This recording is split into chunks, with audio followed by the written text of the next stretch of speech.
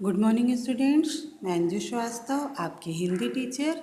Hindi classes में आप सबका वेलकम है। तो स्टूडेंट्स, अब तक मैंने आपको रस के प्रमुख 8 भेद पढ़ा दिए।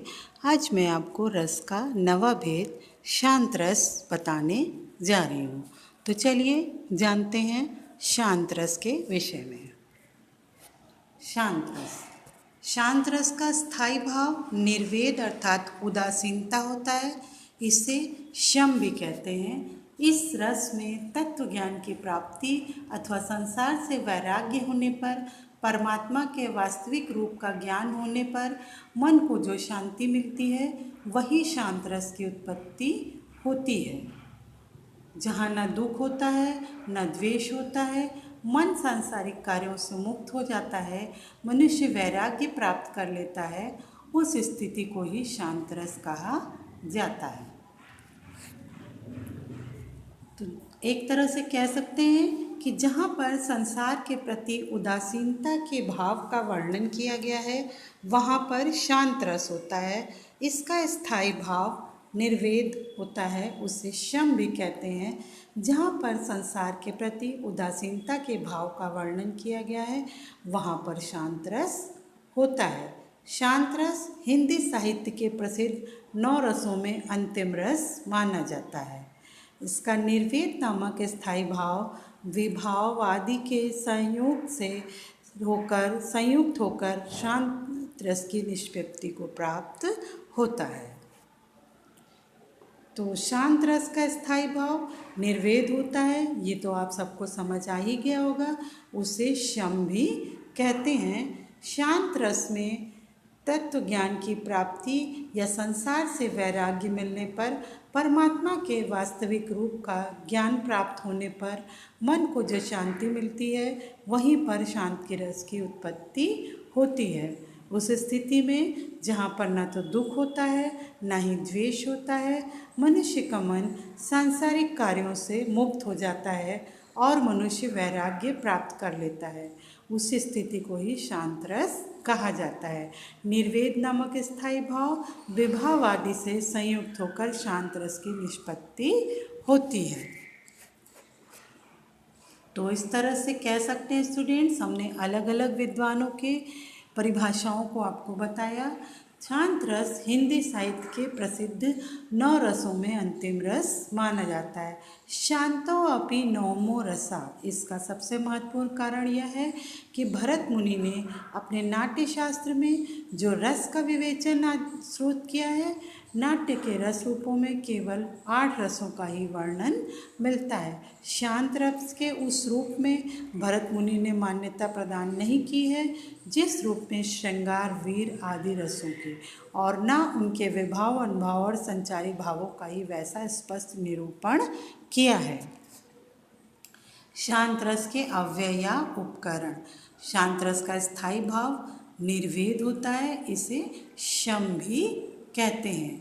आलंबन, विभाव, परमात्मा चिंतन अर्थात भगवान का चिंतन एवं संसार की क्षणभंगुरता की। ये संसार तो क्षण भर का है, कब विनाश हो जाएगा इसका कोई ठिकाना नहीं। इस तरह की बातें आलंबन विभाव होती हैं।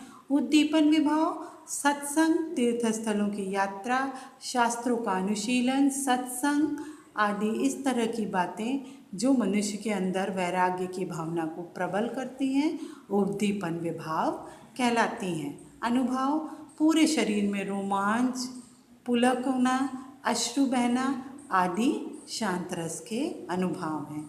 संचारी भाव धृति, हर्ष, स्मृति, स्मति, विबोध, निर्वेद आदि शांत रस के संचारी भाव हैं। शांत रस का स्थायी भाव निर्वेद अर्थात उदासीनता होता है। इस रस में तत्व ज्ञान प्राप्ति अथवा संसार से परमात्मा के वास्तविक रूप का ज्ञान होने पर जो शांति मिलती है उसी को शांत रस की उत्पत्ति होती है। चलिए आपको अब शांत रस के कुछ उदाहरण बताते हैं। मन मस्त हुआ फिर क्यों खोले, हीरा पाए गांठ गठियाए, बार बार वाको क्यों खोले। यहाँ पर जो कवि है वो आश्रय है और भगवान की भक्ति में डूब करके वो ये कविता गा रहे हैं कि भगवान की भक्ति में जब मन मस्त हो गया है तो अब वो क्यों बार बार इधर उधर डोल रहा है, अर्थात दूसरे सहारे ढूंढ रहा है। अर्थात हे मन, जब तुमने हीरा पा लिया है, उसको अपनी गांठ में बांध लिया है, तो उस गांठ को बार बार क्यों खोल रहे हो? अर्थात अपने मन से बार बार दूसरों का चिंतन क्यों ला रहे हो? तो स्थायी भाव वैराग्य है, आलंबन ईश्वर है, आश्रय कवि है, उद्दीपन ईश्वर भक्ति और भक्ति सुलभ वहाँ का वातावरण और अनुभव ईश्वर की भक्ति में लीन होकर ईश्वर का धन्यवाद करना, गीत गाना, स्थायी भाव, प्रसन्नता, विस्मय आदि। चलिए दूसरा उदाहरण देखते हैं। जब मैं था तब हरि नहीं, अभी हरि है मैं नाही, सब अंधियारा मिट गया, दीपक देखा माही। अर्थात जब मैं अपने अहंकार में डूबा था तब मैं प्रभु को न देख पाता था, लेकिन जब गुरु ने ज्ञान का दीपक मेरे भीतर प्रकाशित कर दिया तब अज्ञान का सब अंधकार मिट गया। ज्ञान की ज्योति से अहंकार जाता रहा और ज्ञान के आलोक से प्रभु को मैं पा गया। तो इसी तरह के जितने भी ज्ञान वैराग्य के दोहे हैं वो सब ज्ञान शांत रस के उदाहरण हो सकते हैं। अब दूसरा उदाहरण देखिए। कबहू खो यही रहनी रहोगे, श्री रघुनाथ कृपाल कृपाते, संत स्वभाव गहोगे, जथा लाभ संतोष सदा काहू सो, कछु न कहोगे, परहित निरत निरंतर मन क्रम वचन नेम निभोगे। ये पद तुलसीदास की विनय पत्रिका का है। चलिए स्पष्टीकरण देखते हैं। स्पष्टीकरण, इस पद में तुलसीदास जी ने श्री रघुनाथ की कृपा से संत स्वभाव ग्रहण करने की कामना की है। संसार से पूर्ण विरक्ति और निर्वेद स्थायी भाव है। राम की भक्ति आलंबन है। साधु संपर्क एवं श्री रघुनाथ की कृपा उद्दीपन है। धैर्य संतोष तथा अचिंता अनुभव है। निर्वेद हर्ष स्मृति आदि संचारी भाव है। इस प्रकार से यहाँ शांत रस का पूर्ण परिपाक हुआ है। चलिए अब शांत रस के कुछ और उदाहरण देखते हैं। लंबा मार्ग दूरी घर, विकट पंथ बहुमार, कहो संतो क्यों पाइए, दुर्लभ हरि दीदार। यहाँ पर जो ईश्वर की भक्ति कर रहे हैं वो कवि ने यहाँ पर ये कविता करी है कि ये ईश्वर तक पहुँचने का जो मार्ग है वो बहुत लंबा है और बहुत विकट है। हे संतों, वो हरि का द्वार बहुत दुर्लभ है, इतनी आसानी से उसके दीदार नहीं होते हैं। उसको पाने के लिए आपको इस संसार से वैराग्य लेना होगा। देखो मैंने आज जरा, हो जाएगी क्या ऐसी मेरी ही यशोधरा, हाय मिलेगा मिट्टी में वह वर्ण सुवर्ण जरा, सूख जाएगा मेरा उपवन जो है आज हरा। यहाँ पर सिद्धार्थ अर्थात भगवान बुद्ध जब अपना घर छोड़कर जाते हैं तो उनके मन में जब वैराग्य की भावना उत्पन्न होती है तो अपनी कि मतलब मनुष्य का यह शरीर बूढ़ा हो जाता है और एक दिन नष्ट हो जाता है, तो वो अपने मन में कल्पना करते हैं कि क्या मेरी यशोधरा भी, सुंदर यशोधरा भी एक दिन ऐसी ही हो जाएगी, उसका ये सुंदर शरीर मिट्टी का में मिल जाएगा और ये जो मेरे हरे भरे उपवन हैं क्या ये भी एक दिन सूख जाएंगे। तो ऐसी बातें उनके मन में वैराग्य की भावना उत्पन्न करती हैं। मन रे तन कागद का पुतला, लागे बूंद विनस जाई, छिन में गर्भ करे क्यों इतना। यहाँ पर कवि अपने मन को समझा रहे हैं कि हे मन, इस शरीर पर क्यों गर्व कर रहा है, ये तो कागज का एक पुतला मात्र है, जरा से इस पर पानी की बूंद पड़ेगी और ये क्षण भर में ही गल जाएगा, इस पर इतना गर्व क्यों कर रहा है। तपस्वी क्यों हो इतने क्लांत, वेदना का यह कैसा वेग, आह तुम कितने अधिक हो, बताओ यह कैसा उद्वेग। कोई व्यक्ति इस संसार से अपना मुंह छुड़ा नहीं पा रहा है और ईश्वर में ध्यान नहीं लगा पा रहा है, इस कारण वो बहुत परेशान है। उसको संबोधित करके कवि ने ये कविता करी है।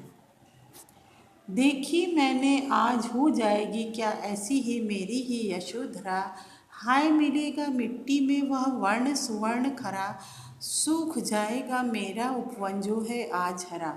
ये पंक्तियाँ मैं आपको पहले ही बता चुकी हूँ कि भगवान बुद्ध के मन में वैराग्य की भावना जब उत्पन्न होती है तो उनको लगता है कि उनकी पत्नी यशोधरा का सोने जैसा सुंदर शरीर भी क्या एक दिन मिट्टी में मिल जाएगा, और ये वो हरे भरे उपवन जो आज दिख रहे हैं एक दिन क्या ये भी सूख जाएंगे। अर्थात उनको लगता है कि ये सब बेकार है, इससे मोह करना बेकार है।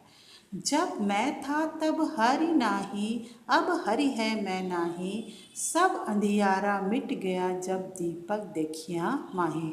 यहाँ पर कवि ने अपनी और ईश्वर की स्थिति का वर्णन किया है कि आज मुझे भक्ति का ज्ञान हो गया है, तो जब मैं था तब हरि नहीं था, जब मैं ईश्वर को याद कर रहा था तब मुझे ईश्वर नहीं मिल रहे थे, और अब ईश्वर हैं तो मेरा मन उनकी आराधना में लग नहीं रहा है। सब अंधियारा मिट गया जब दीपक देखिया माही, जब मेरे मन का सारा अंधियारा मिट गया जब मैंने दीपक के प्रकाश में अपने श्री हरि को देखा।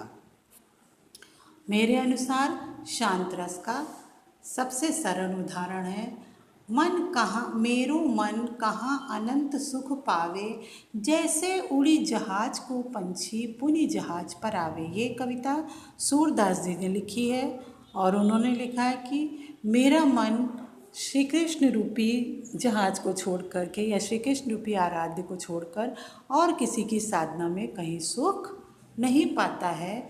जैसे कि जहाज का पक्षी उड़कर पुनः जहाज पर ही आता है, उसी तरह से घूम फिर कर मेरा मन श्री कृष्ण के भक्ति में ही लगता है और कहीं मेरा ध्यान नहीं लगता है। तो इस तरह से स्टूडेंट्स कह सकते हैं कि शांत रस वहाँ पर होता है जहाँ पर आश्रय के मन में वैराग्य की भावना उत्पन्न हो जाती है और वो संसार से वैराग्य लेने की सोचने लगता है या ज्ञान की बातें करने लगता है। तो ओके स्टूडेंट्स, अब आज की क्लास फिनिश होती है, नेक्स्ट क्लास में हम फिर मिलेंगे। तब तक के लिए take care and stay home.